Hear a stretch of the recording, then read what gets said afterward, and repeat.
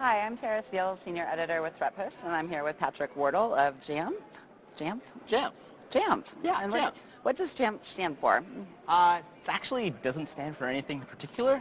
Basically, they're a Mac enterprise company that does software for managing Macs and recently acquired my company to expand their security offering. Oh, I see. Very nice, very nice. Well, you had a session here actually speaking of Macs and security yesterday where you were talking a little bit about repurposed malware and how that can be reverse engineered and redeployed basically for ill. So I want to talk a little bit about your research with that. Yeah, definitely. So I looked at how hackers or adversaries could take existing malware that someone else has spent a lot of time and energy creating, and then generally in a few simple steps, repurpose or recycle, reconfigure to use for their own surreptitious purposes. And we've seen advanced three-letter agencies, APT groups already using this technique. It really kind of complicates the attribution picture and also gives you access to pre-built malware essentially that someone else has created. So kind of an interesting technique, and does pose some challenges towards traditional signature-based detection. So also talking a little bit about how it's important to focus on heuristics and behavior-based detection to detect these threats. Right, and so is there anything in the Mac ecosystem in particular that is addressing some of these sort of more advanced threats going forward? Yeah, so we actually see Apple really moving in a positive direction from a security point of view, where they continually add malware mitigations or security features based or built into the operating system. So for example, in Catalina, a main one is this idea of notarization, which is basically Apple having to pre-scan software before it's allowed to be deployed or distributed on Mac systems. And this obviously gives Apple the ability to make sure something isn't malicious before users are able to run that. So that's a great step, because in the past, the majority of malware or infections targeting kind of average Mac users were almost social engineering based attacks where the user would be tricked or coerced into running something. Now with notarization, Apple's obviously not going to notarize malicious software, generally speaking, so these attacks are almost generically thwarted. So it's a step in the right direction. There's still ways to get around this. We're seeing attackers kind of starting to utilize more advanced exploits and 0 days and more sophisticated techniques in response to these.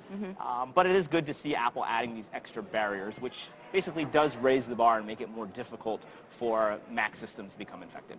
Right. Well, and we did hear a stat yesterday actually at the keynote talking about how Apple devices are actually, now they outnumber Microsoft's based devices. Wow. So that is, I mean, that's a significant milestone, obviously, and so. Yeah, and what we see is attackers obviously kind of go after generally where they can make the most money. So if Apple devices are becoming more prolific, it means attackers are going to focus more of their time and resources, obviously, on targeting these devices. So we've seen an uptick, especially in adware, where now it's way more prolific and problematic on macOS than it was a few years ago, and I think it's largely because Mac devices, especially Macs, have become so much more popular, both with home users but also in the enterprise. Right.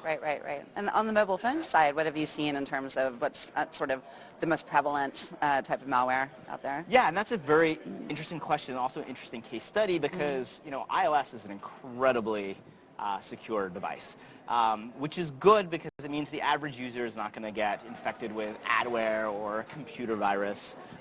So again, overall very positive.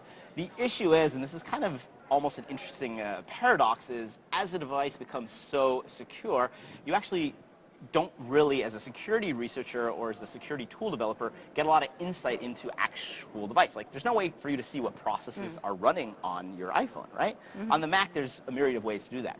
So advanced adversaries, three-letter agencies, or APT groups with a lot of money can procure or find 0-day exploits, and we know they have them. Yeah. And what they do is then they can utilize them against even fully patched iOS devices.